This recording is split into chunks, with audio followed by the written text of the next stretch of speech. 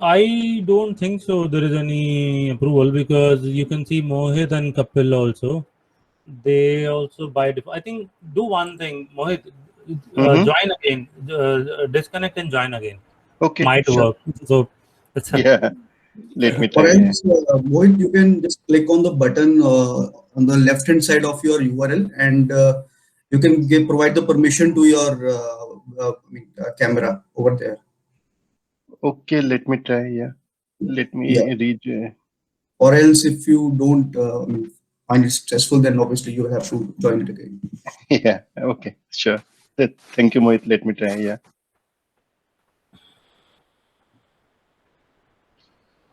So we have 20. Akash, Akshay, Brijesh. Mohit Sharma joining us first time. Hi, Mohit. Hello, Gaurav sir. How are you? I'm good, yeah. Thank you. And even I think Ruthuvik is also here first time. And rest I think anybody who is joining first time. I am. This is Sambashiva. I joined first time today. Okay, welcome. Yeah, thanks. Namaste. Hello, Hi, Naveen. Naveen. This is Dattatray joining for the first time. Hi, warm welcome. So anybody who has Thank joined you so first time, much. feel free to introduce yourself. It'll be Yeah. Hi, this is Vijay, and I'm joining for the first time. Hi, Naveen and everyone. Thanks. Hi Vijay. Hi Vanish. Hi, this is Shubhankar joining for the first time. Thank you, folks. Hi Shubhankar. Very good. So very good. So because important is we know, for example, Paras, Kapil, they're always there. Mohit and Venkataraman, Akash. Good. Very good. Good to know that. So Okay, Mohit कहाँ है भाई? Yeah, hi, Navit. I just joined again. Yeah. Okay. So is it working now for you? Actually, camera is not working. I am getting message like Google Meet cannot use the camera. I don't know Because why. have you opened any other? Okay, it happens when, for example, if I have opened some another software which is using my video, then you cannot open it. But anyways, you can share your screen and sure. Gaurav, can you just set the context, please? And yes. start? I will share my screen as well.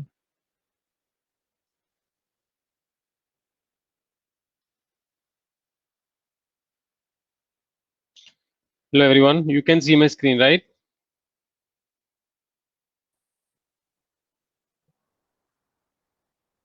Hello. Not yet.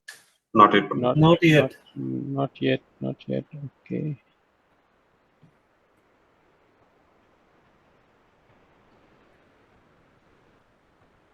Now? Yeah. Now it is loading. Yeah. Finally. Yeah, okay. We can see. Okay, great. I think we got a bit late today, but that's okay. We have only one session. So welcome everyone for this meeting 5 of our SME STEM Tish. So I think we are going good. When we started it, myself and Abhit, we discussed that probably it will go on only for 6 months or so. That after 6 months we will decide based on the participation that whether we want to go ahead or not. But I think we are going good consistently. We have more than 20-25 people joining us. So I think that's a good number. If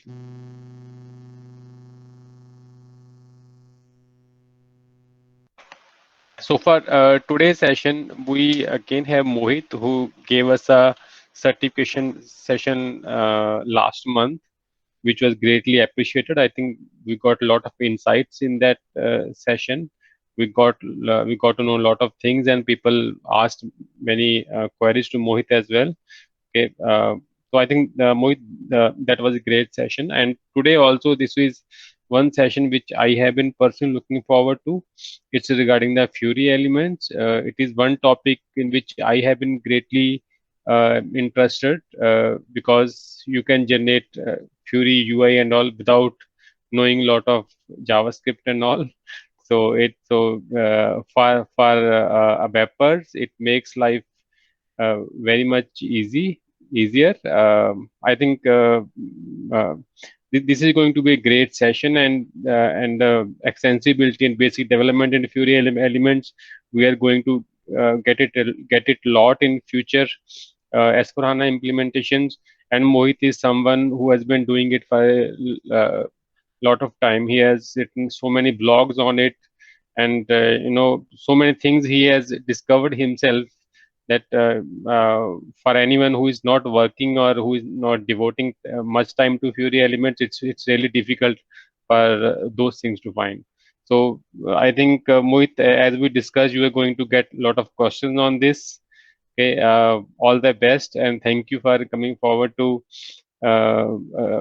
give this session. I think it's going to be great. And after this session, if you get some time, we want to have some informal discussion about the latest happening or topics and all. But if sometimes we don't get to start the conversation, so I have prepared some questions as well, like some topics as well, on which we can discuss. And I can ask the questions, you can give the answers, and if you give the right answer, correct answer, and you get nothing but applause. Okay. So thank you very much, Mohit. Over to you. Hi, Gaurav. Hello, everyone. Yeah, so let me share my screen. And please let me know if all can see my screen.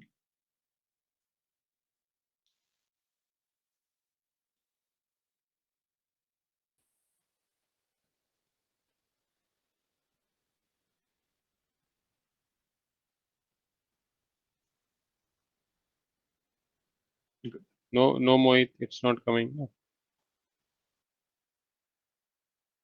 Is it okay now? Coming. Yeah, it's Great. Good. We are good. Yeah, sure. So hello, everyone. Very good morning, very good afternoon, very good evening. So wherever you are. Yeah, so I will be giving session now on SAP S/4HANA, Fiori elements, developments, and extensibility. I will be trying to cover many real-time scenarios, which I have personally faced it during my last 5-6 years, especially on the Fiori elements journey, on the time that SAP had started Fiori elements and all those stuff. So I will try to cover many real-time scenarios to cover what is the real-time challenges, problems, and all those happenings in the Fiori elements, and in general overall in the Fiori application side. Yeah. So let me introduce quickly myself.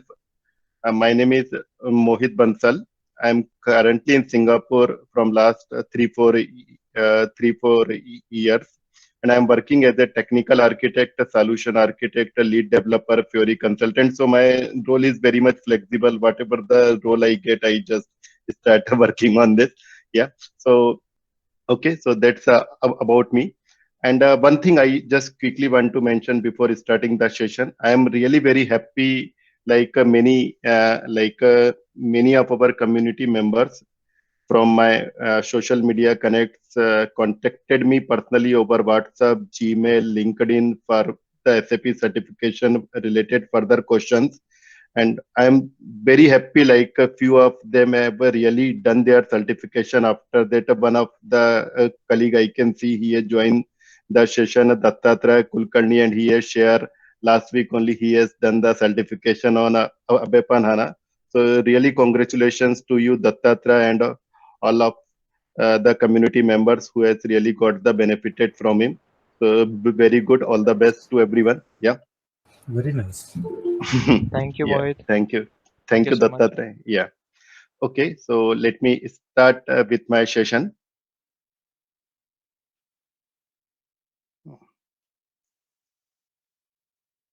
Okay, so I just wanted to put some disclaimer as always.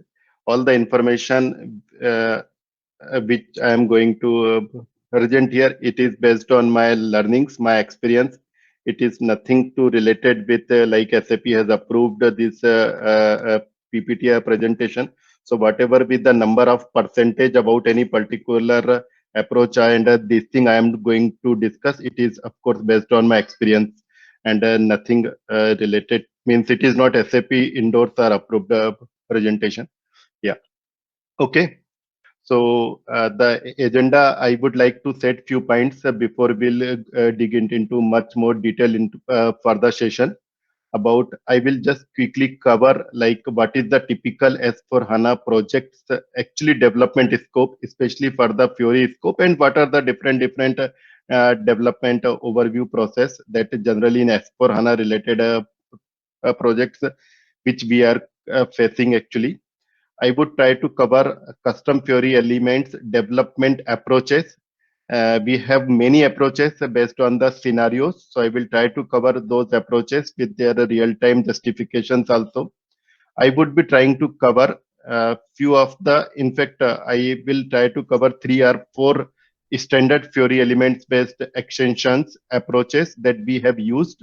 And currently it has set the benchmark in a few of the companies for which I had worked. Okay, if this is the scenario, we need to follow that approach or something. I would be covering lesson learned where I have done the mistake. What are the mistakes? What are the approaches, best practices, standard guidelines that we need to follow?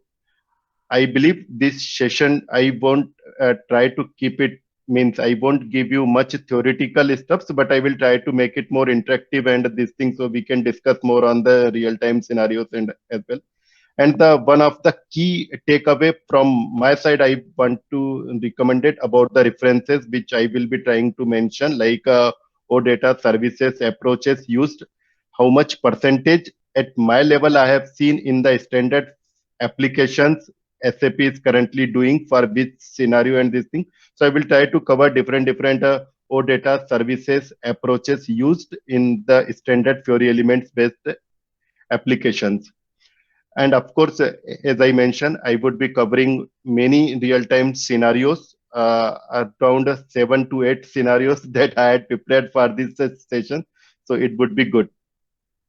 In the appendix, I have just added few of the screenshots for the ABAP programming model or the RESTful programming model. So as we don't have much time and that we can, of course, discuss separately in the future session or something. If required, you can contact me personally if you want to dig it into much any particular layer for the BOPA, for the RESTful programming model. So that I won't be covering. I had just put down it into appendix. Okay. So we are all set for our agenda. Let me start with my first slide. Okay, yeah. So I'll quickly talk about S/4HANA, typical S/4HANA Fiori project scope and development overview. So basically I had started working on S/4HANA, I believe in early 2015 with the Central Finance 1511 and all those things. After that, there was I had put it into my competency team in my company where we need to build the competency for Fiori elements and all those things. So yes, I was leading the team for those competency for all those things. So officially I started working on Fiori elements in early 2016 when actually the name of Fiori elements was not actually Fiori elements. It was called as a smart application or like basically that time SAP itself officially not telling it as a Fiori elements. So it was like a smart table and all those things, but the process wise it is same. Yeah. So like we have 1610, we have a 1709, we have 1809, we have a 1909, and now we have S/4HANA 2020 version, right? And in fact, the NetWeaver version is the keep enhancing from the 7.5, and now I think we have a 7.5354. So in many releases, I have seen different changes what SAP is proposing and what are the different changes in occurring from the technical perspective. It is very good to understand and knowing. So we will be coming all those points quickly, like what are the different benefits that SAP has done in these 3-4 years journey, and how we can get benefited from those 7.5 to 7.53 and NetWeaver, or the S/4HANA different version. Okay, so our main topic for the presentation would be like our main topic for the session is the standard and custom Fiori application. So before I dig it into that, I will just quickly, as I think around 80-90% here we are all the technical guys. So I would just covering within 25-30 seconds the RISE-F development. So every S/4HANA, every implementation of SAP covers RISEF development. Like we will have a workflow, reports, interfaces, conversion, enhancement, and forms, right? So the way we used to work in the typical ECC based project, it has been drastically changed in the S4 HANA. In fact, from the last 1 year, I am seeing lot of changes has been occurred in this particular space. In the SAP workflows, we have now flexible workflows with the SAP cloud-based your flexible workflows. We have BRF plus based agent determination. In fact, we have the HRF HANA rule framework and all those things. The report, the typical ALV report has been replaced with your embedded analytics, your list reports, your SAP Analytics Cloud, your SEC-based basically visual dashboards and all those things. So basically the way we were used to work in the typical ECC, now it is drastically getting changed. So it is our, so basically it is a good opportunity to learn all those skills and get your hands dirty on those. In fact, for the interfaces, when we used to work in the ECC, we have the XI and all those things, right? Now we have a CPI and all those things are in the places where we can integrate different SaaS-based system like Fieldglass, Concur, SuccessFactors very easily on all those things. And one very interesting thing, I am not sure if everyone has heard about this, for the enhancement. So in the enhancement, we used to have like a user exit and typical bodies and the enhancement point. In the S4 HANA, I have seen like the HALI. HANA, basically HALI is a HANA body, basically I would say. So like it is very much useful concept in the finance that we have a various HANA body, which they are calling it as a HALI. We have the AMDP body also. So all these things are being changed. And if I'll talk about forms, so in the forms also we have like the BRF based agent determination, and we have a typical OData service which works as a API for the forms, right? So we don't have a typical way of SAP script and smart forms and all those things where we calling about open forms and closed forms and these things, right? So we have a OData service, we have a layout designer, we just embed the standard OData service, and we can generate the maintenance form templates. We have a very Fiori applications like maintenance form templates and all those things. So basically, I just thought to discuss all those points quickly because I think it is important for us to understand the whole architecture, how the RISEF is being developed for those steps. Because I was part of the 3-4 implementation, and I have seen in my very first implementation, which was the Kirloskar manufacturing industry in India, which was the first ever manufacturing S4HANA implementation. So as a consultant, in fact, we have implemented the typical ECC based approaches and all. Now I can say I have seen a lot of differences, and it is always good to explore the newer version of the older technology for any development. Okay, now I will come to the main points, standard and custom Fiori application. So I think all of us has been seen the our Fiori library, Fiori apps reference library, right? It is a single source of truth for all the Fiori application. So I think Nabhit, Gaurav, or anyone just correct me if I am wrong. I think we have around 13,000 standard Fiori applications. So in the 13,000 Fiori applications, if you will see this left-hand side graph, right? So in the out of 13,000 standard Fiori applications, we have like the different kind of standard Fiori applications. Like we can have a like the GUI for HTML. We can have a pure UI5 based application. For the time being, it could be freestyle or it could be Fiori element, but we can have a UI5 based application. We can have a WebDyn Pro. We can have a URL link or some designer studio based like Curie designer and all those applications, right? So still out of 13,000 application, 12907 is still actually I just remember the figure. So out of those Fiori applications, if we will see around 75% are around 8,000 are applications which are still using the SAP GUI, but they have created a HTML version of that GUI, and SAP is continuously working to change it to the proper Fiori application. And around 30% is around the UI5 based or Fiori elements based application. So the one point is very, very clear, even though they are converting their SAP GUI for HTML and all those things, their technology vision is very clear. They want to make their application very much responsive. They want to make their application, it can be work anywhere, any computer or any device. So they are removing the dependency from SAP GUI as much as possible, correct?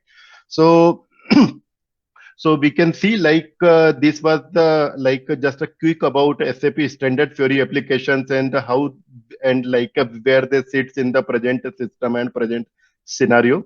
So and if we will talk about quickly for the custom Fiori application, so the custom Fiori application, we can have a Fiori elements, we can have a freestyle, or we can have a smart controls based application. So in one of my the Big Bang implementation for the S4 HANA 1809, which I have last year completed, in which we have deployed around 1400 standard Fiori application. So out of 1400 Fiori application, we have a 1320 standard Fiori application and around 1800 and around 75-80 was our custom applications. So those custom applications that we have worked, it was not actually the pure Fiori elements based application. It might not be pure freestyle application. It might be some hybrid application. So I will discuss different scenarios where we have used which kind of architecture. So it will be more clear for everyone. Okay. Now let me come to the next point, and I would be welcoming for everyone if they can ask many questions. End of the session, you can note down as many as questions, so we can try to answer all the queries. So in fact, I can learn something if I had missed. Yeah. Okay. Sorry. Okay. So I'll just quickly give a quick glimpse of how generally in the big S4HANA implementation or in the big projects, how the development approach is actually we are making for S4HANA. So basically, like the first thing we will say, which we had of course missed in our first implementation, sorry, my first implementation. So we should have a strong UX guidelines. We should have a strong standards. We should have a strong comparison model. A strong flowchart should be available in our company. Okay, if this is the scenario, I can compare from my flowcharts. Okay, this is the scenario. Which approach I need to follow? Do I need to go with the freestyle? Okay. If it is a freestyle, then what I need to do? It will be completely freestyle or something? So like we should have a strong standards, guideline, best practices should be set for a UX development. Without this, I would say it is highly impossible to deliver a quality development for as far as the Fiori scope is concerned. So let me just quickly explain this nice picture which I have presented here. So basically, this is all of basically this small picture says everything about the implementation that I have done so far. So basically, we can have a freestyle application. We can have a Fiori elements based application. Just a quick, those who don't know what is the Fiori elements, this application is being generated by the backend annotation, or we would say it is generated by the annotations. So basically, if you will see like the freestyle application, we have to do a lot of manual coding, a lot of JavaScript, CSS, everything. In the Fiori elements, we don't need to do a manual coding or very less manual coding. And in between of these, and basically ultimately all these are sitting on the top of your smart controls. Smart controls is nothing but it can utilize basically the power of annotations and all those things, right? And but the most suitable approach which I found in my experience, it is the hybrid design. Few people call it as a breakout approach. So basically this code breakout approach is the most suitable for any of the big implementation, any of the big project or any of the custom Fiori elements based application. Of course, if we are using complete freestyle application, we will have a more flexibility, and if we are using the Fiori elements, we will have very less or a minimum flexibility to do our customization and all. but the efficiency wise, performance wise, Fiori Elements is the best. And of course, freestyle, you need to do lot of manual things to make it proper, efficient and all. You can see on the top of that, we have a SAP UI5 flexibility services sitting, right?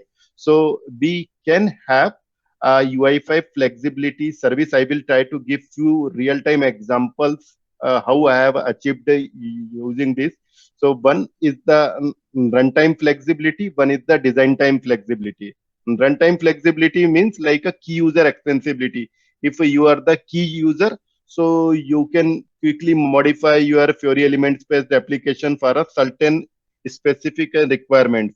And the design time flexibility, like at the time when you are doing your basically at the time when you are doing your Fiori Elements-based development, that time only you need to open your application in the Visual Studio editor and all, and you can do little bit flexibility. Don't worry, I will give the proper example for all those kind of extension. And currently, as far my all the experience concerned, we were using SAP WebID, but now we can see SAP WebID Neo has been absoluted from the trial Cloud Foundry system, and we have SAP Business Application Studio. So just try to dirty our hands on SAP Business Application Studio. It is very simple and much powerful tool. Of course, I found some shortcomings and I have a written mail to SAP also. But SAP Business Application Studio is much more advanced than SAP WebID and annotation modeling, and will become very easy once we will learn it properly. Okay. So as I mentioned, like the design consistency and development efficiency is amazing with the Fiori Elements-based applications. Okay. And last but not least, we are encouraging our developers to upskill themselves to quickly learn the Fiori Elements, to quickly learn all the CDS data modeling, and so that they can utilize the power of Fiori Elements. We don't need to as such wait for the typical JavaScript developer or this thing. Now I am very much here. I would like to mention one quick good video from Navit here. He has given the TechEd session, right? How he become from the developer to full stack, or from a web developer to full stack developer. So at this point of time, I would say we cannot say ourselves, okay, I am the backend developer and you are the front-end developer. You are the developer, you have to deliver the things. Sometimes client don't have the separate consultant for the UI and everything. So once we have our data model, CDS is done, your 80% job is done. Okay. I'll come to my next slide. Okay, so few of the highlights are Fiori Elements are smart controls features that I have utilized at this point of time. I will just try to mention here. Like we have like the benefit from the Fiori Elements, like we are decoupling backend and UI logic. You can just analogy this between your with your MVC architecture, right? We will have a separate model view controller. So similar, like we can just analogy, we have a CDS, we have a data model. On the top of that data model, we are creating our annotations, which will be giving our whole views for the UI and rendering and everything. So we have to decouple our backend and the UI logic. We have to utilize CDS with annotation, and CDS with annotations, the knowledge of annotations has become very, very important, right? We have also developed complete end-to-end transitional application with multiple facets, multiple extensions, everything. Transitional application, it could be your active persistent, it could be your draft persistent and everything, right? So we can develop complete end-to-end. In fact, I will be giving many examples like how we have developed for the transitional application with the Fiori Elements with multiple facets. We can do the UI extensibility. Suppose if actually those are the things that we have done in our projects, and with my experience, I am just telling what are the different features that we have utilized. We can extend the standard SAP Fiori Elements based applications. Like if you want to extend some actions, or you, and suppose you have developed some application from the standard template, and on that standard generated template based application, we can also do our lot of extensions, which is also possible. we need to separate our validation, exception handling, everything from our DPC, MPC. It should be seated into the proper framework. If we are using the BOPF framework, then use it into the BOPF layer.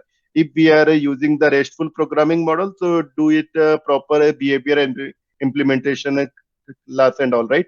So the process wise, it is remaining same. All the validation, exception handling, everything should sit it into your backend with the proper framework classes and all. It should not be handled at the UI layer. Okay. We have also done lot of navigations from the Fiori elements to Fiori elements, from the Fiori elements to freestyle, freestyle to Fiori elements. Lot of navigations are also possible. One important point here I want to mention here, we have this, of course, you can see my last point in the PPT. I had mentioned related to flexible column layout. And we have generated few of very complex tree-based hierarchical report for the handling a unit where we have a millions of data for a year and all those things. So when I say millions of data, it was around 100 millions of data for which they want to do the real-time processing and all. So thanks to S4HANA and its in-memory processing and all, we could able to make those complex hierarchical tree reports using smart Fiori elements. I won't say it was completely Fiori element. It was using the smart controls and everything, and we could derive all those tree with all those flexible column layout and all. So I have mentioned one example in my later PPT to show how we have achieved it. So for that particular thing, I have written basically two different blocks, part 1 and part 2. So you can see how we can develop complex tree hierarchical reports using AMDP functions and how it can be actually further performance tuned when you have millions of data actually. So all these particular scenarios were very much possible with using Fiori elements or smart controls and everything. Okay. Please let me know if I am too fast or too slow so I can control my speed. Naveed, Gaurav. I think we're good, Mohit. Sure, sir. I think. Thank you. So Mohit, since just one question. Okay, you have mentioned about the BOPF layer and all. Okay, so now when you are developing applications, are you really developing them in RAP or in BOPF? It's a very good question. Currently, I am working on the Suits on HANA, in which, in fact, we have bypassed complete BOPF. We have developed our own framework because the BOPF version was very high in the 7.50 and our application was becoming very slow. So we have designed our own framework, which was very similar to the BOPF. So that was one way. But in the RESTful programming model, I have done few POCs and all for few clients. So we are currently doing the RESTful programming model also. But in my last actual S4HANA implementation, we were using the BOPF framework. Okay, so your experience with RAP. So do you think RAP is catering to all the requirements or provisions that BOPF provided? Yeah, so basically in the on-premise system, still I think we don't have unmanaged scenarios. I think now SAP is working on this, right? So still RAP is not very much mature, but I personally feel we have only one or two standard Fiori application like a managed sales order, which is fully delivered using a RESTful programming model. So we don't have also many standard example from which we can just learn and see how they have used the different approaches. But yeah, sooner or later, of course, RESTful programming model we need to use, because the BOPF they are telling they will absolute, and all the BOPF based application will be slowly migrated to the RESTful programming model. Okay, I have more question. Since now you have already stopped yourself, so I will ask my question now only. Yes, please. Yeah. Okay, Regarding the analytical applications, like we have the different templates like APF and all, right? Analytic Right. path framework and all.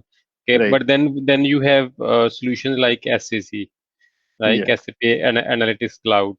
Okay, so when it comes to analytic applications, as per your experience, are customers going for APF templates, or they want to do everything related to analytics in SAC?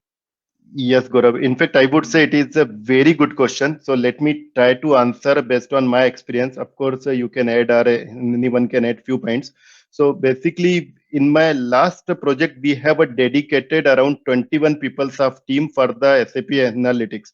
So we have very clear flow charts in which scenario we need to use KPI, in which scenario we need to use APF, in which scenario we need to use analytical list page, or we need to use a Lumira based dashboard or SAP Analytics dashboard.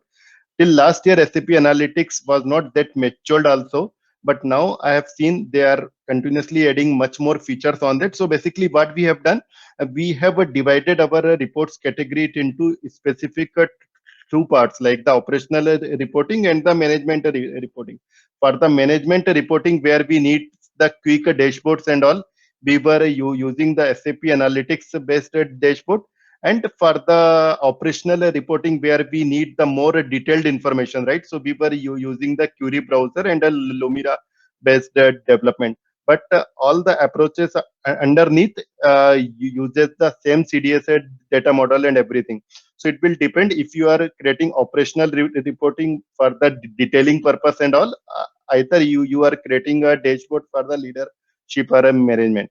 So I think so the answer to your question, if we have quite big dashboards and all, now SAP is recommending to go with SAP Analytics Cloud and all.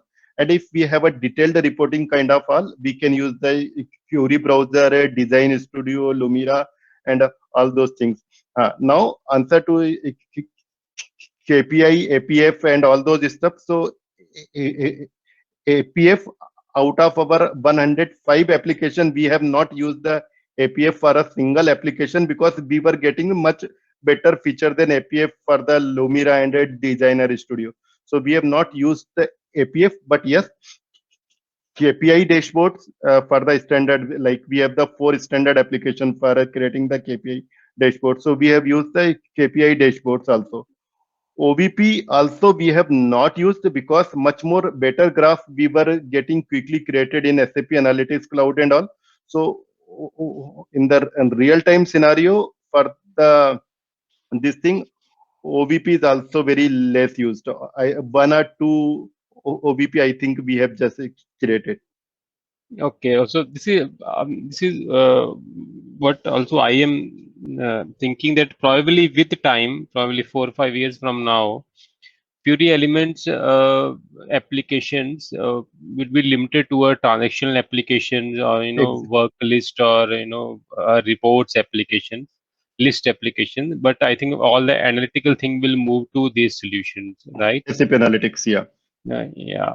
Okay. In fact, I want to add one more point. In fact, now in SAP Analytics, they had make so strong their BPC planning and all. So sooner or later, BPC work will also move to the SAP Analytics Cloud. So, and I think because for all new sold software, Analytics Cloud tenant is also sold as free. So look, it is bundled, and I think it is to encourage people to use more of SAP Analytics Cloud. That is the strategy, I believe. So correct, yeah. Yeah, and I think then again, Mohit, for this and Analytics Clouds and other these solutions, I think input is from CDS views only, right? Yes. So basically, it will depend. If we will have, basically, we can consume CDS, we can consume the back queries, and either we can consume the data from other OData service and everything. But so basically, what we were generally doing to keep the consistent behavior for our application, we were developing the CDS virtual data model. On the CDS virtual data model, just let me go to my next slide. So in fact, in the next slide only, I had put all those points. So basically, what we were doing, we were having the consumption, we will have a BDM, and on the top of BDM, we are creating the BACS queries. So that the BACS queries the BACS query serves as a single source of truth for all the SEC-based SAP Analytics, cloud-based application and all. So for all the Lumira or SAP Analytics Cloud and everything, we were using the BACS query instead of a CDS-based OData service and all. Mohit, so I believe this API views is the one which you were talking about, right? API views is little bit different. Basically, what now SAP is doing in S4HANA. Let me just explain this diagram, then I will come to API's views. So like we will have a virtual data modeling. So we will have an application table. On the application table, we will have a basic views where we are directly connecting SAP standard table or interface views. We have a composite interface views for more a specific purpose where we are joining or associating the standard CDS or custom CDS. And for the application specific, we have a consumption as CDS. Suppose I have a 5 application, and 5 application needs the different annotations and some different little bit functionality, like few application we need to show status based on this condition and all. So we can have a consumption as CDS views on the top of that. Now with the S4HANA 1809, I believe, I will check the exact version, SAP had started giving views like a underscore sales order or a underscore something. So basically these are called the application programming interfaces. So basically this can be consumed directly via, basically those views are basically created for S4HANA cloud version mostly, because for S4HANA on-premise, I don't personally think we need those APIs views. So it is a more or less your consumption views only, but we can directly consume in the S4 cloud via API hub and all those things. Yeah. So now answer to your question, Navid, this API views is a different than your BACS queries. If you will see this diagram, so here we have a standard consumption views, and on the top of that we have one more standard consumption view like C underscore sales order item query, which has been created on the one sales order item cube.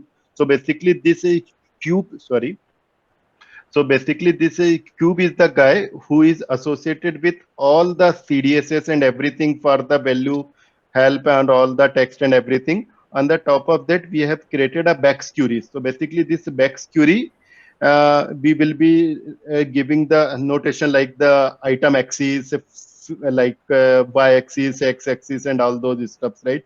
And this query can be directly consumed with SAP Analytics Cloud or any Lumira based dashboards and all.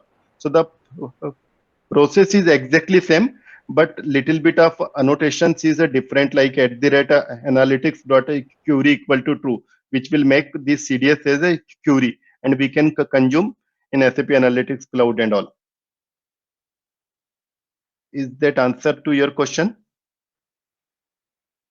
Just to add to that, for Navid, API views are the primarily they are the views which are used to create the APIs that we see in API Hub.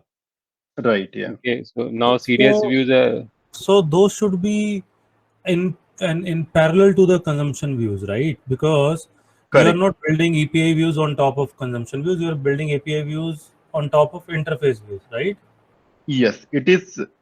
Yeah, actually it is the standard practice. Yeah, but actually there is no limitation or there is no restrictions, like we cannot build API views. Yeah. Yes, and in fact, okay,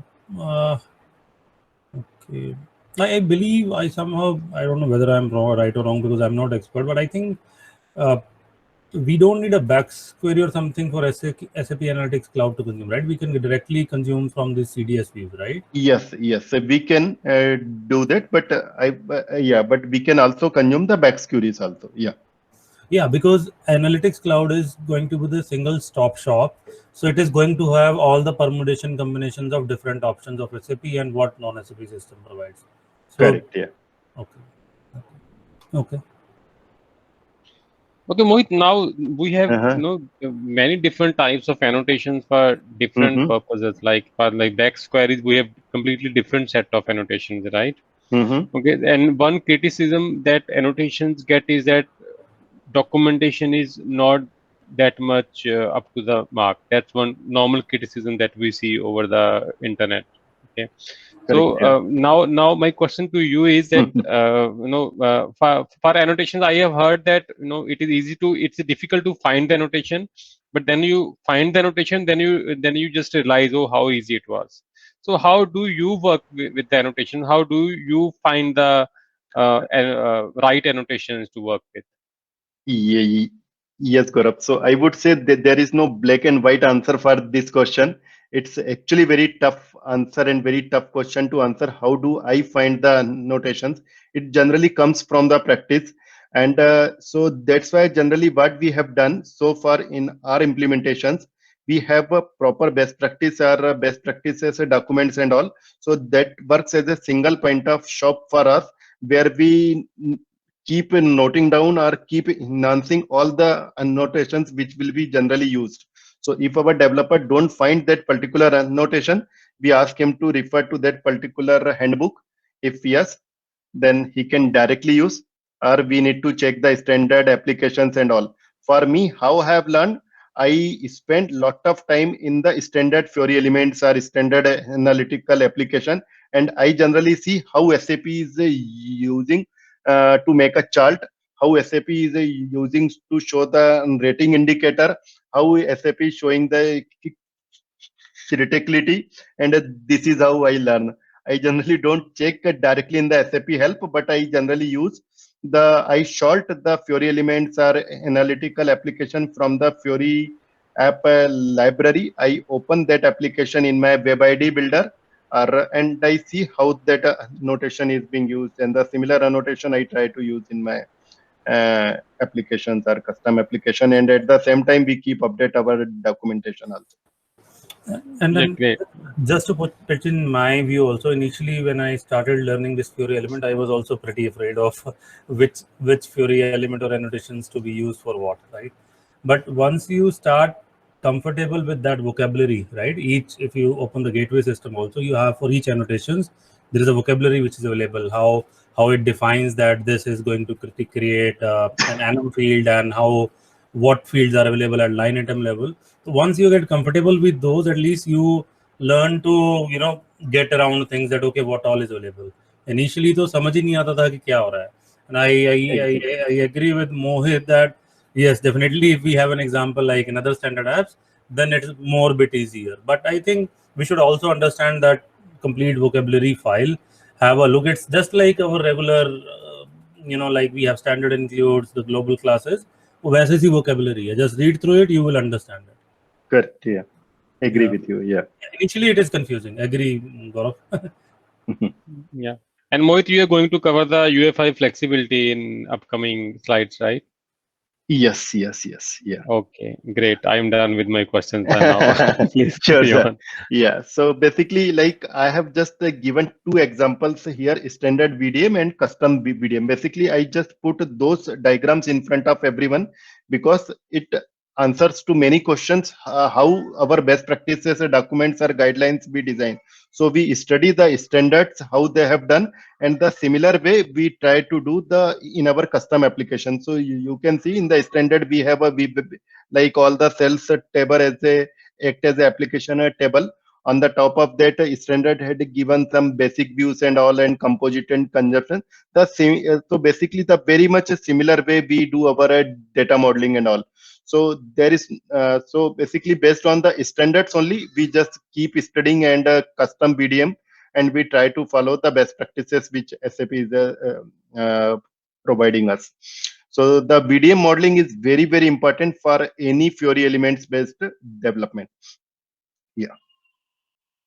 Let me go to the next slide. Yeah. So I would now try to cover many Fiori elements based application use cases scenario. So as I mentioned, like we should basically our Fiori elements or any Fiori element Fiori applications comes with the five basically core principles, right? It should be simple, it should be role based, it should be coherent, it should be delightful, and of course it should be consistent, right? So the similar way as an architect or as a lead consultant, we it is our responsibility. Our all the complex business requirements should be split it into the different functionalities. Simple Fiori application based on the user's authorizations, user's role, and all those things. So you can see I have say requirement of very complex one very complex requirement. So those complex business requirement, it is our responsibility. Okay, one Fiori application will do one job, other Fiori application will do one job. But now you can see one very common thing here. We have used the word called manage. So basically this is the keyword which I have learned from the standard Fiori elements or standard Fiori apps library or Fiori apps documentation. For every application, whether it is a sales order, it is a purchase order, it is a purchase contract, it is a bank account, they are creating the manage application. So basically the manage application becomes as a entry point for the business users to start the work. Basically the manage application will have their list, manage application will have their selection screen, manage application will have their list reports. From the manage, suppose I have a manage sales order. So manage sales order will have your vendors, customers, company code, purchase organization as a selection field. It is like very much like your ALV report where you have a selection screen and you will have a report, right? When you will click a particular line item, then it will be going to the detailed screen, which we call as the object page and all, and you can navigate to the update application. You can go to the create application, and from and you can do your day-to-day business business operation. So the same principle we have used to provide a basically to give a more consistent feature to all our application. Like it should be the manage based, means it should basically there has to be some single entry point for the business users to reach the complex functionality from a like you should have one manage application which will be navigating to the update, create, display, whatever with the information which we need for the our business scenarios. Okay, we have also used some new UI controls like the calculation builders and all those things. I will represent those scenarios also, which can give much better user experience. So just a request, please keep exploring your UI library, your UI5 SDK. We can find some better new UX control which can give a better user experience and can make our life very easy as a developer. Okay, so now the main part of the session has been started. I think I have taken a lot of time for discussing the theoretical part, but I think that was also necessary. I will try to cover in the next 15-20 minutes what are the different approaches we can use and how much percentage that we are going to use. And I think that will be the most critical part for my session. So we can have a Fiori elements based application which can have a list report object based. We can have a complete create, update, delete functionality via generated BOPF, where we are not supposed to write a single line of the UI coding by our own. So I would say it is the simplest use cases for the Fiori elements. Now we can have some other scenarios, like we can have our freestyle application.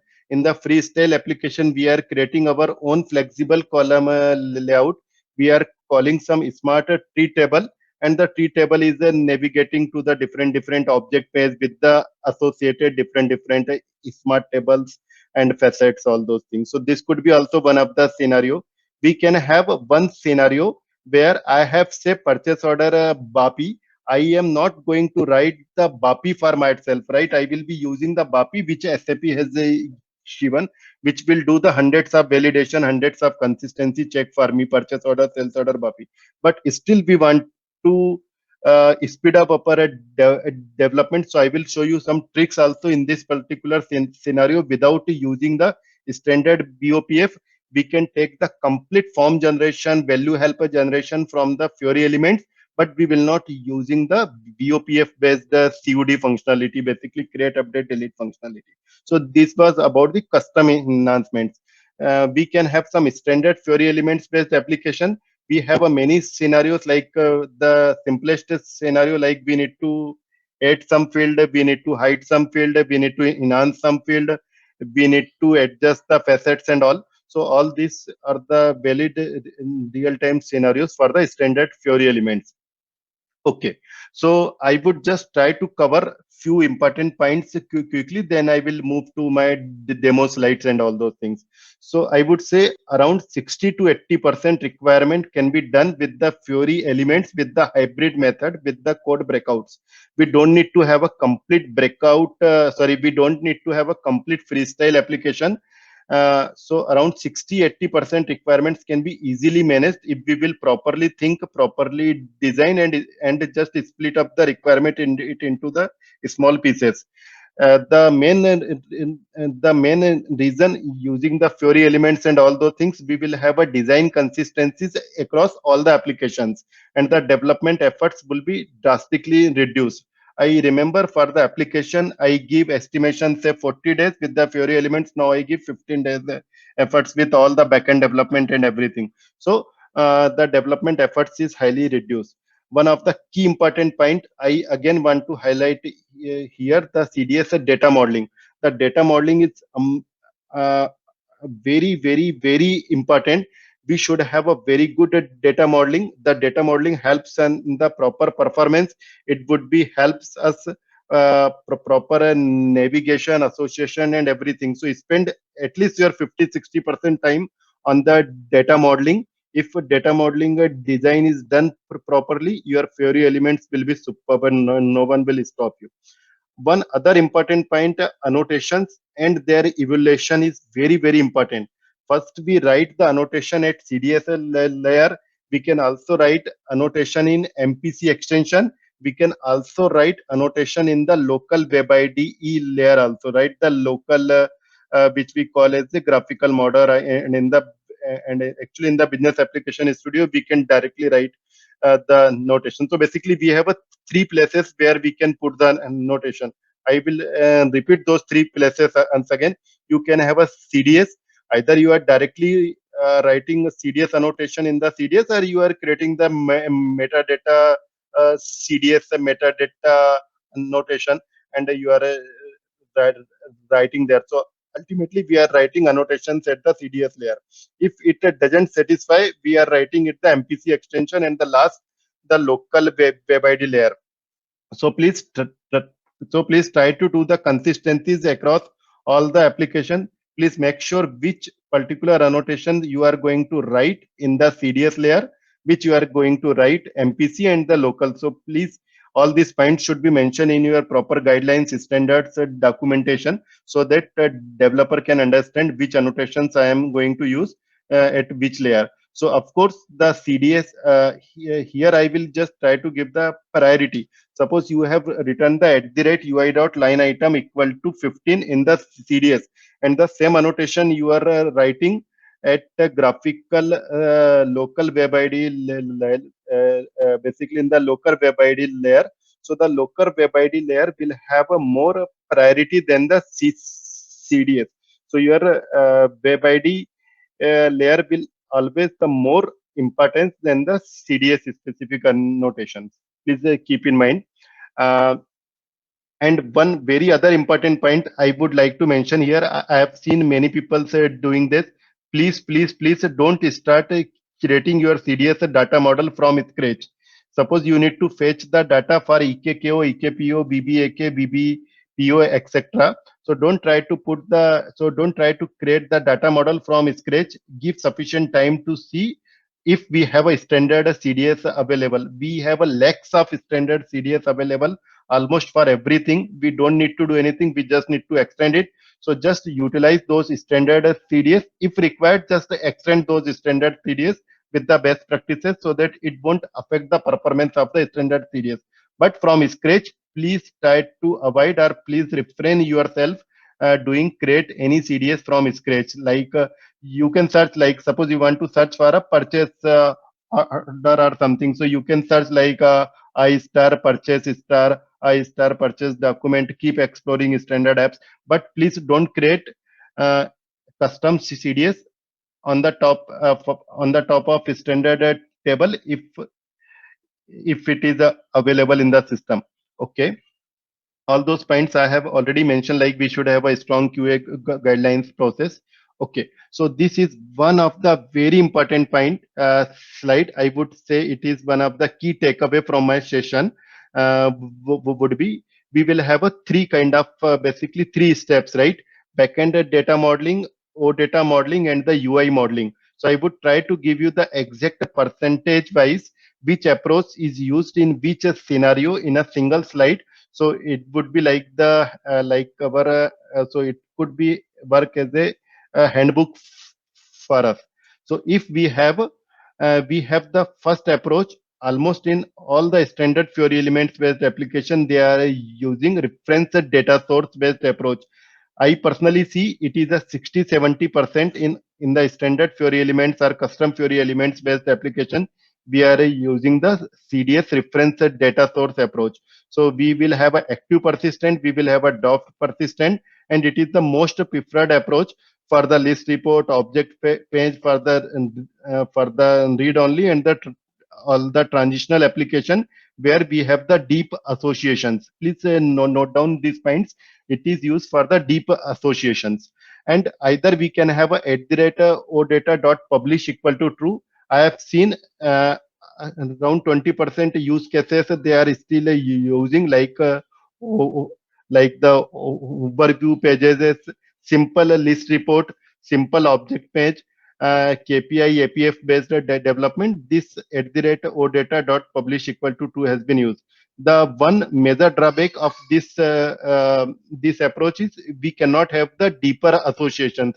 Means I cannot have a purchase order item and say items inside items we can have a schedule lines, right? So we cannot have a deeper associations based Fiori elements with these applications.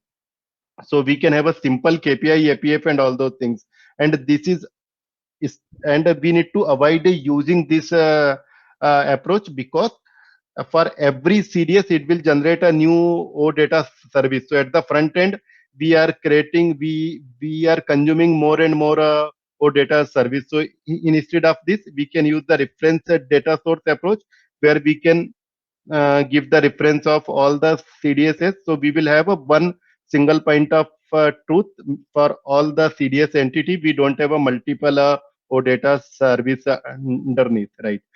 In few of the standard applications like the manage journal entry or general entry browser and all, I have seen older approach called map to data source has been used. I have also used only one or twice this approach, very less. So it is generally used where we have some standard BAPIs classes available. Some the scenario which I have just mentioned, like we can have some scenario where we want to use the custom BAPI and all. So this approach can still be used. It will also all the saddle related stuff except annotations will not be applicable for this. So this is used for the freestyle custom development, smart reports and all those things. One major drawback for these reports, all the annotations that you will write in the CDS won't work in your Fiori elements or a list report. Only with @OData publish true, or only with the reference data only with the reference data source approach, all the annotations that we are going to write, it will work. With this approach, map to data source, annotation will not work. Okay. Mohit, just one question. Please, The please. first point, reference data source one, is this the one where we go to SCGW and consume CDS as a reference data source? Exactly, yes. Yeah. Okay. And the other one, OData publish, and you mentioned about that about the deep link, Deeper association. deep association. But if we have one CDS view and we have association to further CDS views, like from header to item and all, and if we expose the header one with OData publish, won't we be able to access the items? I think we can. No. We can for the one layer. But I'm telling for the more than one level of a deeper association won't work with this. Suppose you have a Fiori elements where say manage purchase order. So on the very first page, say you are getting the data from EKKO. On the second page, on the clicking of particular purchase order, you are getting the items for you are getting the item data from the EKPO. of clicking of the EKPO, you want to see the further schedule lines for that particular item, right? Okay, okay. So it won't work with the second level of associations. Okay, second level of and in the first case, since we will be in SCW, we will have a lot of flexibility there. Like in the series, we can write our own code also. Yes. So basically, what I generally do, I call the super define. Basically, this is the requirement in almost every cases. So what we do, we generally use the CDS as a reference data source. So all the annotation model and everything will automatically come. Then I redefine the DPC extension. So in the DPC extension, I first call the super class of the standard DPC for that CDS. And after getting the ET underscore entity set, right, we can do our own coding also. So this is very much possible. Yeah. Okay, and great. And do you do something in the MPC as well, or you put the annotations in CDS views? MPC, yes, we need to do something if it is not satisfied with the standard. For example, suppose I need to disable the conversion exit for anything. For example, suppose I need to handle the media file and all those things, so that the media related annotation won't work with the normal map to data source. We will have to write, say you have a value helper CDS, very real time scenario I will tell you. Suppose we have a value help. So if you will click on the F4 on the value help, it will open a big pop-up with all the fields available in that value helper CDS, right? Yes.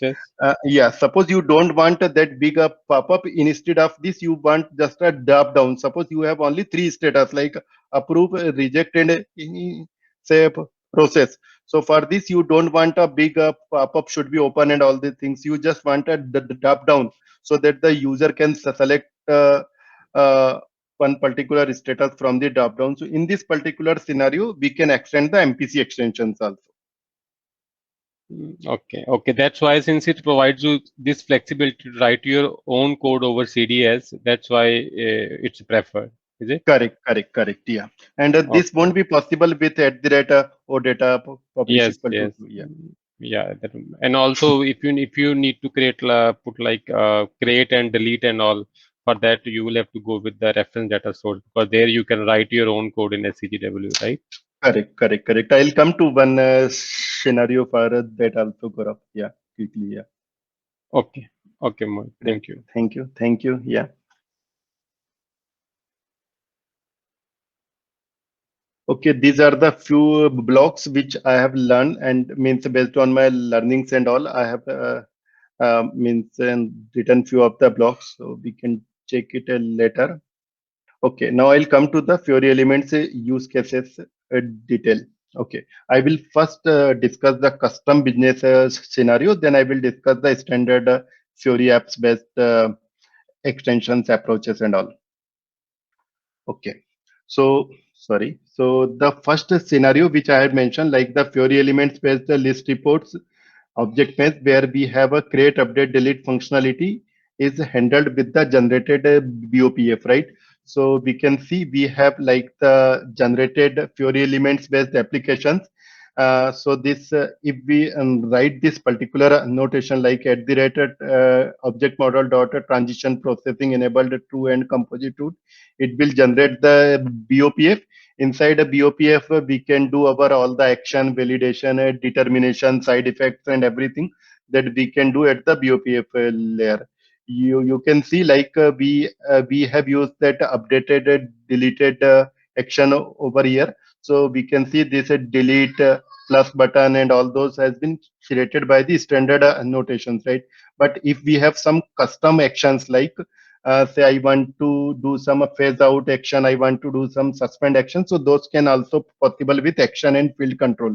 If I want to do certain custom functionality, then there is functionality called a Fiori elements extension. Suppose so we can create the quickly like Fiori elements extensions, and we can do whatever we want. Like for example, you can see this particular line item is enabled with some hyperlink, right? So here that kind of the scenarios and like hyperlink addition of customer fragment and all. some reusable component and all those things we can do via our custom enhancement in the Fiori elements at the web ID layer. Okay. Now now suppose we have say scenario, we have an object mesh, so we can see the nice object mesh has been generated by the CDS annotations and everything. So sorry, so for generating this kind of object mesh, we don't need to do anything, right? And all these things like this item and all the item table has been generated by the association in the CDS. We don't need to do anything else. But suppose my business requirement is I want to download all the data which has been displayed in the table, which has been displayed in the child table. So of course it is not possible to do with the standard. Here we cannot see like the standard Excel import button. Even it will be there. My requirement was I need to download the data in a particular format so that the user can upload that data via some upload tool and all, right? So what we can do, we can just quickly extend the object mesh also. So this is the scenario I am explaining. We can have almost all possible combination possible with the standard Fiori elements extension, and we can achieve our custom functionality. So I have just written these 3 lines of code and just created a button over here like the download data in a Excel format. And we are just calling the CDS with the dollar value. So it will automatically download the data in the CDS the moment I will press this button. So this kind of the scenario is very much possible. So we don't need to worry at all. Okay, if this is the scenario, I need to create the freestyle application and all. Every reusable component or every requirement, 20-30% requirement is easily possible with the Fiori element extensions. We can add quickly our custom facets also. We can add, suppose my requirement is to put some long text information. My requirement is to put some documents attachment functionality. So for the document attachment functionality, SAP standard given the document services and all. So we can directly consume those service here. Just we can quickly adjust the facets information and it would be available. So don't worry, just give your time for the proper extension and all, so you can achieve whatever you want without creating the complete freestyle application. Okay, this was my one of the favorite report which I have shown to SAP also. So basically in this report, basically we need to display the 78 millions or 80 millions of data on the click of one particular serial number or particular handling unit. So we have generated the CDS-based smart tree control. All the CDS-based smart tree controls using AMDP hierarchy functions. We have generated this tree report. And on the click of this, we are calling the beautiful object pairs and everything via CDS notations and everything. So everything has been generated by the framework itself. Just we need to adjust the 2 lines of code to make it as a tree report. For this, I have created 2 separate blocks in SAP, so we can check how I have done for this particular use case. Yeah. Okay. So one scenario that I was mentioning, like we can have some requirement where we have say purchase order, BAPI, sales order, BAPI, and I don't want the BOPF to generate it for that particular thing. Still, I want to generate the whole selection screen. Like you can see the selection screen, drop downs button, date, all the manage application, everything object mesh. But I don't want to do all these things via BOPF generation and all. And you can see even still we have a plus button, still we have a delete button, still we have a edit button. So what trick here I have used, I will just quickly tell. So basically you can see my this slide, right? We have a @object model dot update enabled, @object model delete enabled, @object model dot create enabled. So I have written all these annotation except this 3-liners annotation. @object model transition processing, composite root, and business object and active person. Except this 3-4 annotation, I have done everything. So the framework is smart enough. So basically the framework is smart enough. It will create the plus button. It will create the edit button. It will create the edit forms. it will create the delete functionality. Everything means it will create everything for your own. So now the question is how we will handle it. So so basically the answer is very simple. So basically the moment we click on the delete, a system hits basically, even though it is a BOPF, system will hit ultimately delete entity, and from the delete entity the control will pass to the BOPF by a saddle framework. So we don't have the BOPF, right? So we need to redefine the delete entity method and just need to read the key tab, and just we can do our magic by our own. Similar case, the whole creation form, like the value help in the creation form and everything will be done by the front end, by the CDS annotation. We just need to redefine the create entity using the DPC extension, and we can do all the logic that we want to do without having the BOPF. So this one was very useful use case. So that I just want to highlight that particular thing. Any question on this? I am okay to take it now, or I can move to the next slide.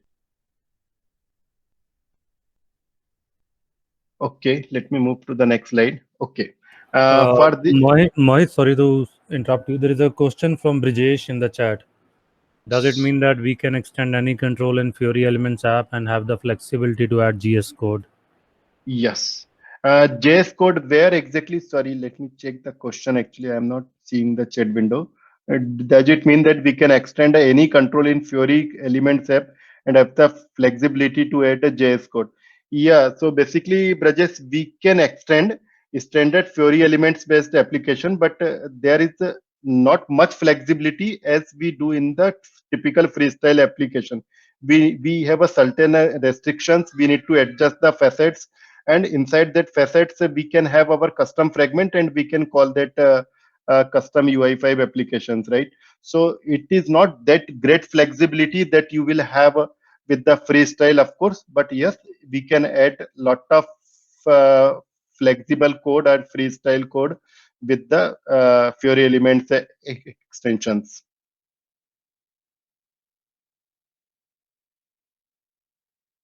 Have I answered your question, Brajesh, or anything else you want?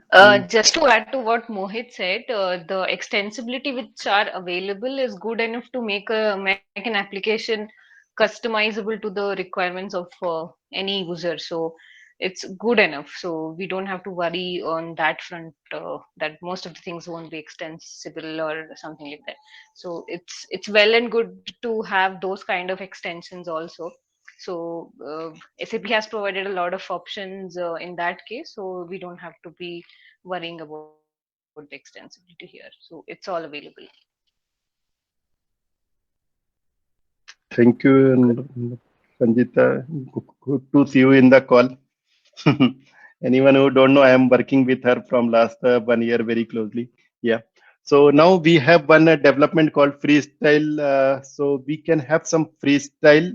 This particular scenario that I have particularly mapped in my slide to show, because it is very regular requirement for the Excel upload features and all, right? We have various Excel upload features and all.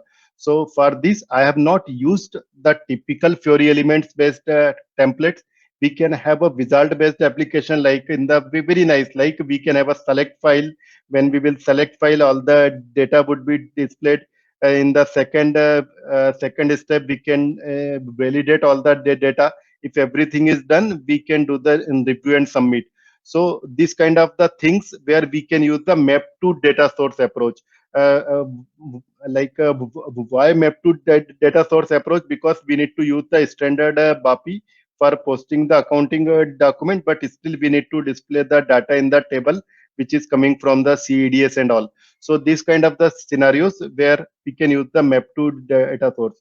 We can refer the standard Fiori Elements based, standard Fiori application called a general entry upload, which is very good. If you have any scenarios in your company where you need to Excel upload and very complex Excel parsing and this thing, just copy paste the logic which SAP has done, your life will be very easy. So I have just given the reference of that general entry upload if this kind of the scenarios comes in your path. Okay. one very typical scenarios in my Fiori elements based application that I have done for basically like here, basically I would just mention.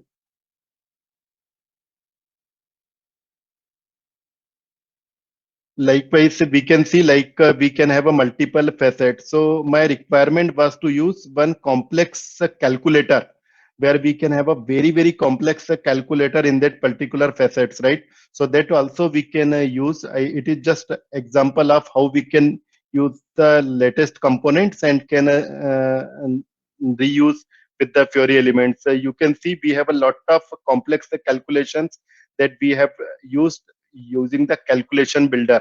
So please keep exploring the standard SAP UI5 SDK library. Like we can have a calculation builder. Now we have in fact a UI integration cards, CSS grid, many other things are happening in the UI5 SDK. So just keep exploring. It makes our life very easy and our custom requirements can be easily met. Okay. So it is all about the, sorry, I am little bit fast now because I think I am running out of time. So please forgive me. Standard apps extension. So I will cover the business scenarios. Okay, so this was one of the scenarios. You might have worked with the our standard standard UI based applications, not GUI based application. It is a standard T codes based our T codes like FBL5 and FBL3 and on all those things, right? I'm very much sure like your vendor line items, customer line items, FBL3 and 5 and all those reports. So the similar exact reports now we have in the Fiori elements based applications like the display line items in the general ledger, display line items in the vendor master and all those things, FBL3 and FBL5N. So when we do the FBL3 and FBL5N, we need to do the lot of custom enhancements, like we need to create the BTE and all, right? But here we don't need to do any BTE and all. We just, so we need to create, we need to do the, so basically my requirement was to add some foreign country description in the standard FBL3N and all those typical reporting. So we need to find the standard CDS. We need to keep extending the standard CDS and just join the standard CDS with your custom CDS that you can see we have a custom CDS like a ZI underscore this thing. And we can easily join that and we can put whatever with the information that we want to put in the extra in the standard reporting. So this is one of the very good use case to extend standard Fiori elements based application. One important takeaway here, I would say, we cannot join standard CDS. Sorry, we cannot extend standard CDS with any of the join. So in fact, I have struggled a lot for this particular requirement. So here a small trick, just keep in mind, if you cannot join, you can associate it, right? So just do the association and just expose that associated field. So it will solve your purpose. So this was the one of the point I would like to mention here. I had mentioned in my slides also, remember to use the association instead of joins. Okay. Mohit, one point there. The standard Fiori, standard CDS views that you are extending here, it should have one annotation that extensibility true as well, right? Only then you can extend it. No. It is for metadata extension. For the normal extension, for the normal extension, we don't need that notation, Gaurav. Okay. Thank you. Sure. Thank you, Gaurav. Yeah. So my one of the requirement, my client want to use manage purchase contract standard application, but they don't want to edit, create, display. Sorry, they don't want to change, create. They don't want to change, create, delete of any purchase contract, because the contract or purchase order has been created by any third-party SaaS systems, Ariba, right? So it will be created automatically. So we are not supposed to do directly in the ECC system. So the requirement comes like I need to hide all those change, delete, create buttons and few other information from the standard purchase contract application, so that I don't need to create a separate Fiori applications, right? So my team was supposed to create a fresh development for this. So later I realized we don't need to do the fresh development for this. It's just a 5-minute job. We just need to take a flexibility role, SAP _ UI _ flex _ key user, and open our application in the open our application using a key user extensibility, and just hide those buttons, and it will do the magic. We don't need to do any fresh this thing or something. So this is very, very common requirement I had implemented for 10-15 standard Fiori application, where we need to hide, where we need to change the position for a particular fields and all those, right? So this for this we can use this key user flexibility concepts. One thing I have noted down here, for the create button we cannot hide by a create flexibility tool. So what I have done, I have just done the MPC extension and just hide that button. So this is one of the scenario for the UI5 flexibility, and this is called runtime flexibility, because we are doing at the time when we are executing the application. It is not the design time flexibility. Okay, now come to my other scenarios, and for that particular scenario I got lot of applause from the SAP, because that point of time standard SAP has told it is not possible. So I have worked with Jocelyn, and I had delivered that requirement. So basically, what was the requirement? I'll just explain in a quicker way.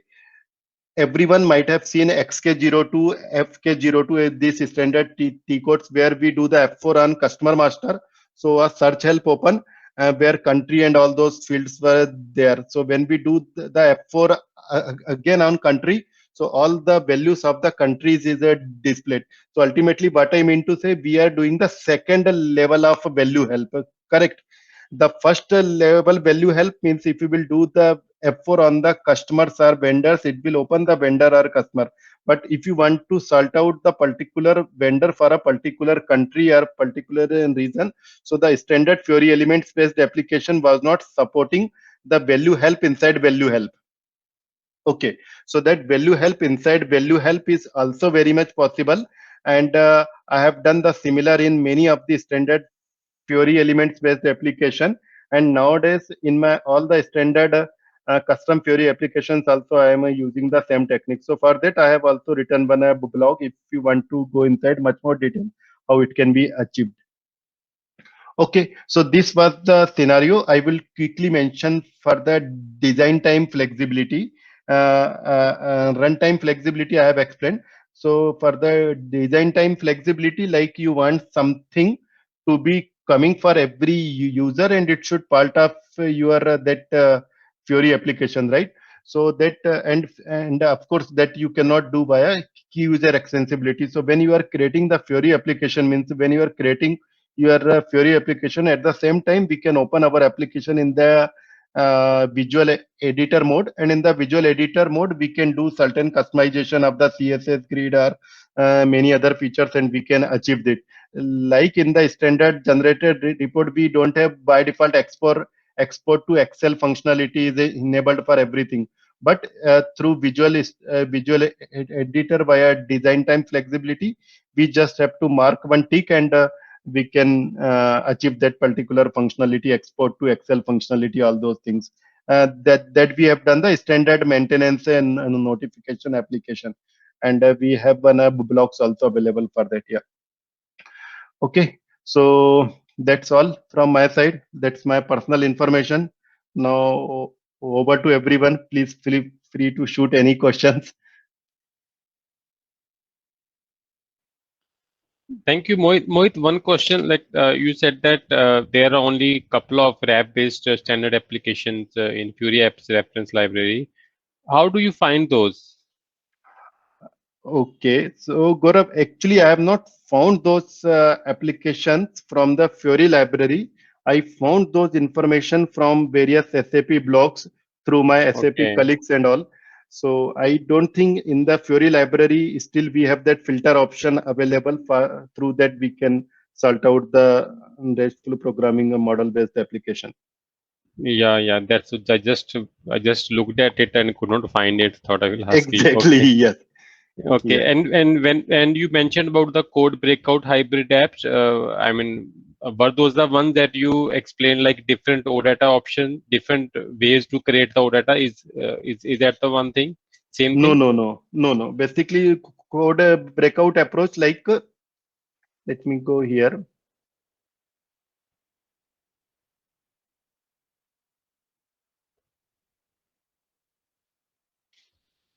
Okay, the code breakout means I want the additional button here for downloading Okay. of this child item. So I need to do some coding in the standard generated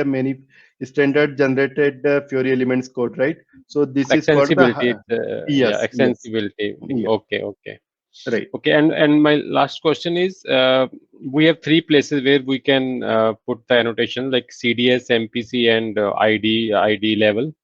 Okay, we know that priority is to put at the CDS level, right? Right. Yeah. But generally, like you said, that you have some document guidelines that which annotation should go where. So what are those guidelines? Like what annotation should go at the ID level, web Yes. ID level or batch level? Yes. Yeah. So very good question. So basically, like, we can have now, I think in the latest version, we have many other notation which were fulfilling those purpose. But say we have to like arrange means like, for example, we need to arrange different facets. And inside facets, we need to show the different information in a particular field groups and all.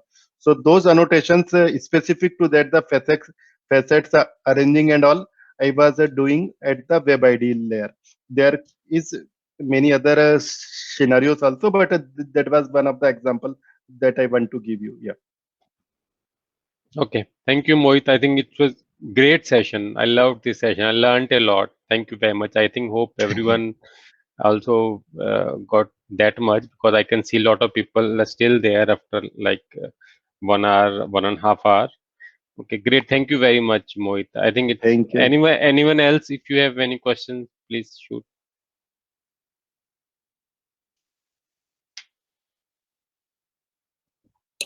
I hope, Gaurav, your all questions are answered. Feel free to Yes. ask if you want more. Mohit will No, I just have my experience to share with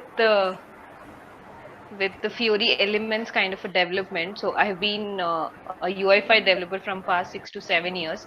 So it has actually made the life of a UI5 developer a lot more easier, where we started with creating a button and a label all by ourselves.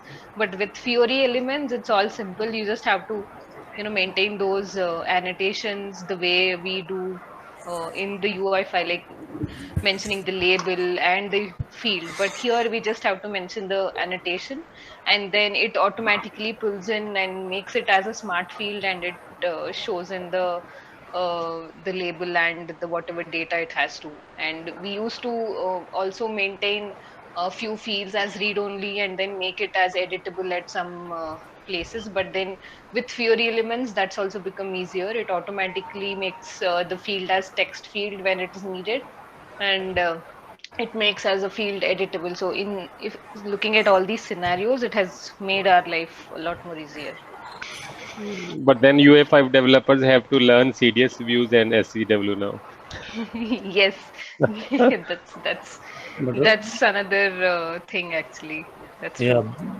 great. But on the But it's contrary, not that entirely it has something to do with the CDS. But being a developer, UI5 developer, you do have a lot of things to be done. But then, yeah, it's a lot of things have become easier. So I would put it in that way. Yeah, true. That's true. yeah, Yeah. but somehow, I feel that I still like to code a freestyle UI5 app more, because I Yeah, get a even chance me, to even work me. with JavaScript and all. Fury Elements just doesn't give me that feel that, okay, I have observed a lot of people who have started with Fury elements. They struggle a lot doing a freestyle, but the other way, like being a freestyle developer, it's a lot more easier to adapt yourself to the Fury yeah, element kind of a development. So yes. even I like writing, in the JavaScript, go write a where and a for and an if and something like that. So that's more what do you say, more interesting than just Yeah, drag and drop kind of a thing. agree. Yeah, Mohit Yeah. Samba here. Hi, There Samba. were three Yeah. methods you mentioned, right? One at CDS level and one at UI5 level. I mean annotation. So can you please throw some light on MPC layer? How to write or just Sure. yeah, Sure. Sure. just explain in detail. I Sure. know these two how it would be handled and how we can rate it. But can you please explain or can you please show some light towards Sure. MPC? Yeah. Sure. Yeah. So basically, Samba, like we can basically when we write the CDS, so that the CDS we will have a fields, right? Purchase order, item number, purchase organization, and that particular field have some property, like that field is type EB, ELN, which have a data type of say Care10, Care20, or whatever. Like, so these are all the information called the metadata of that particular property, right? So basically, Correct. when we write the CDS, so all these annotations has become the part of the metadata which has been generated by the CDS. Okay. Now coming to some other type of annotations like @UI.line item, @selection.line item. So one more additional file has been generated which is called the annotation model, which we can see, right? Like underscore gateway service dollar value or something that you can check it. So that Okay. additional file is reference to your metadata file automatically when you write those annotations. Okay. Now I'll come to those. Suppose you have some requirement uh, which is not handled by this additional annotation file. So still you can write those annotation in the MPC class. So your MPC extension, if you will do the extension, it will affect your that metadata generated file.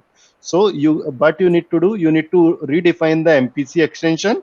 Yes. So you need to redefine the MPC extension.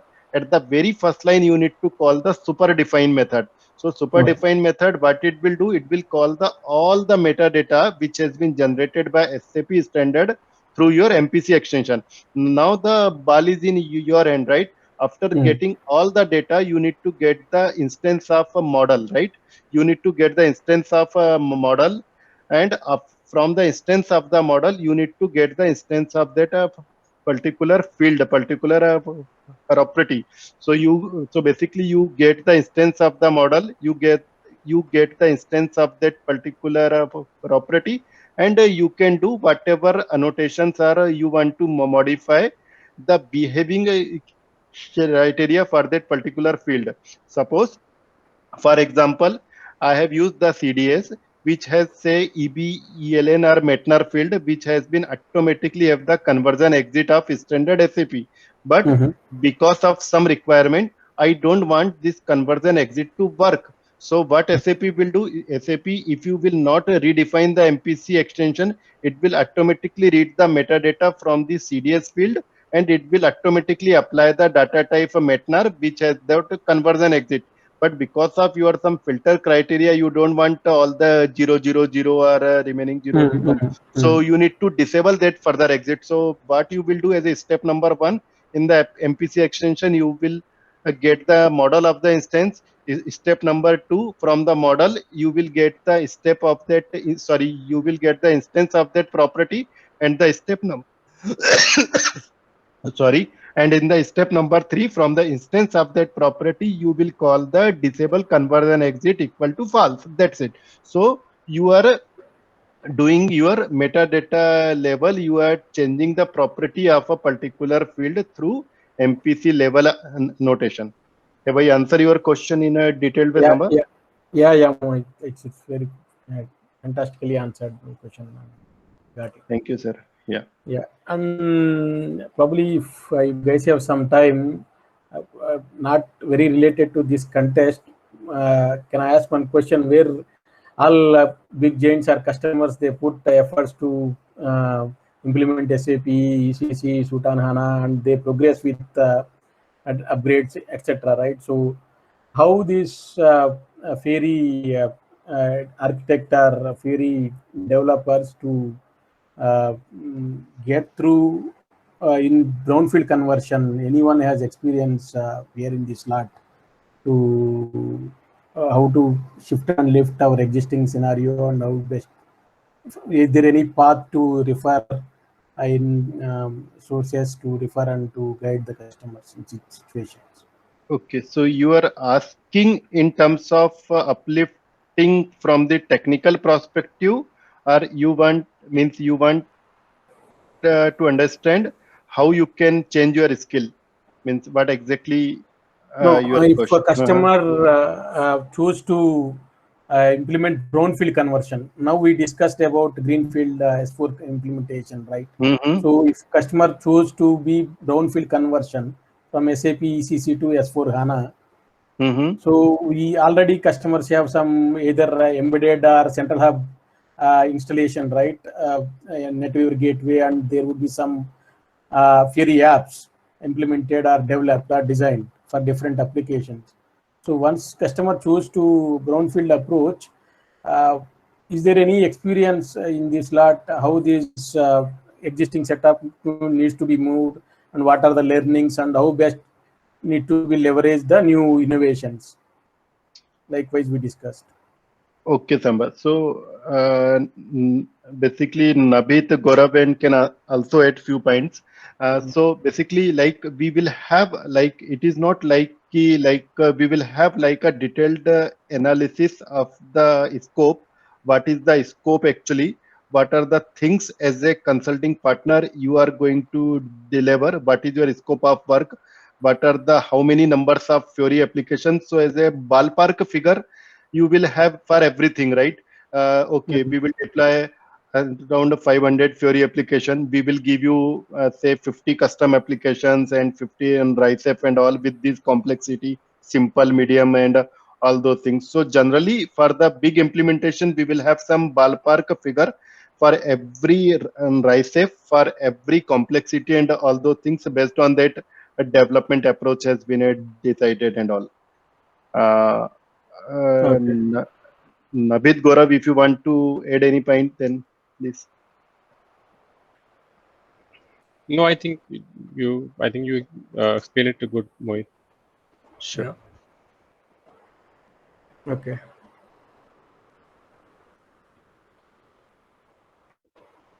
Okay, so can I wrap up the session? Any other question?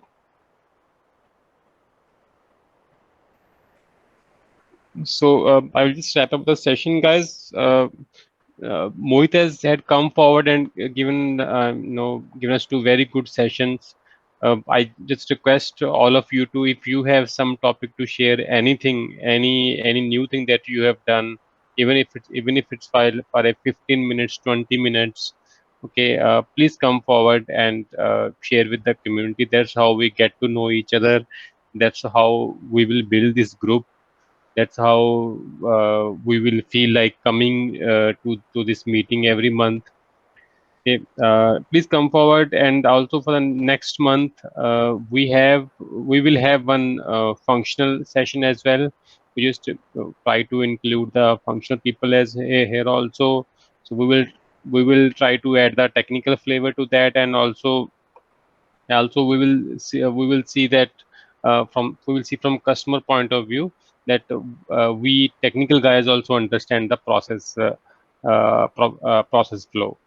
We may not be looking into too much into the configuration required and all, but we will look at the process flow, which is useful for all technical or functional.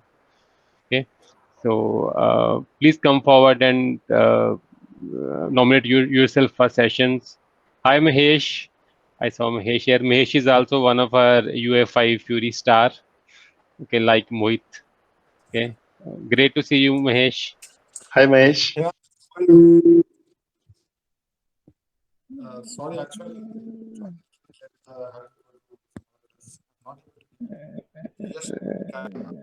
No worries, we cannot hear you clearly. Anyway, we are wrapping up.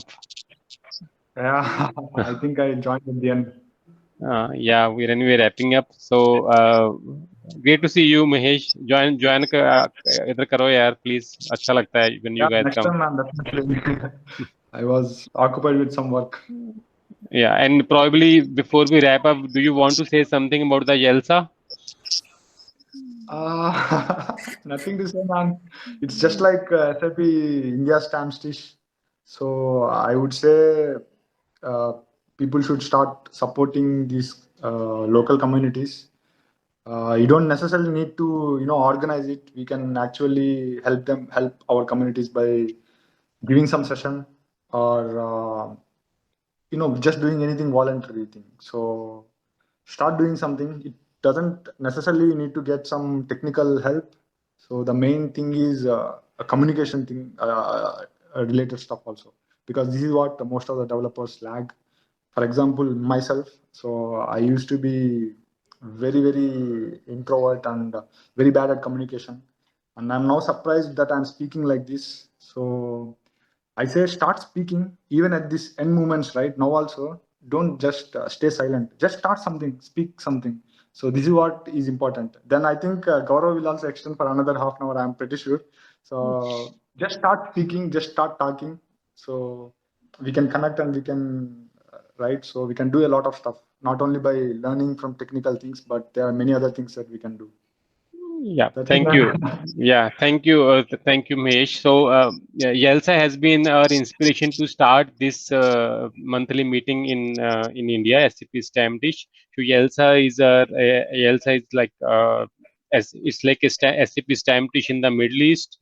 Okay, probably you can follow Mahesh on LinkedIn and Twitter, and you can see when Yelsa is happening, and you can try to join that as well. Okay. Thank you, Mahesh. And yeah, I think that's it. Thank you, everyone. Please nominate yourself for any sessions, and let's meet each other on monthly basis in this meeting. It's great. And my special thanks to Mohit. Mohit, I don't know whether I was disturbing you a lot, but I asked a lot of questions and I learned a lot. Thank you very much, Mohit. It was a very informative session, and Thank it's you, going sir. to be very useful for me. Thank you all. Gaurav, Yeah. thank you very much. This recording will be available, right, for this session? Yes, there's one GitHub page. I think Nabit will be sharing that, where we put all the recordings, all the presentations, all the PPTs, and everything about this these calls. So we maintain that on the GitHub. So if you don't get that, you can just mail myself or Nabit, and you will get that. Thank you very much. Thank you. It was a great learning. Thank you, everyone. Great, Okay. great. I Thank think you then. Yeah, thank you, yeah. everyone. We are good Thank to you. close, and next month we'll have some functional and technical flavor. Thank you. Thanks so much. Yeah, wait. Just last thing. Just to plug Nabit's Udemy session as well. He has put one Udemy course on Udemy. OData. Yeah, it's on OData. Bas bhai, please. We are Wonderful. all we are doing is education shall be free. That's it, right? तो बाकी तो फंडे हैं यार, चलने दो. ठीक है जी. I think we had a good fifth meeting. Let's meet next month and stay in touch and keep nominate yourself for anything. Yeah. Okay. Take care. Stay safe, man. Bye. Okay. Thank you. Thank you, guys. Thank Bye bye. Thank you. Bye. Thank you, Mohit. Thanks, Thank you, everyone. Thank you, everyone. you. Thank you.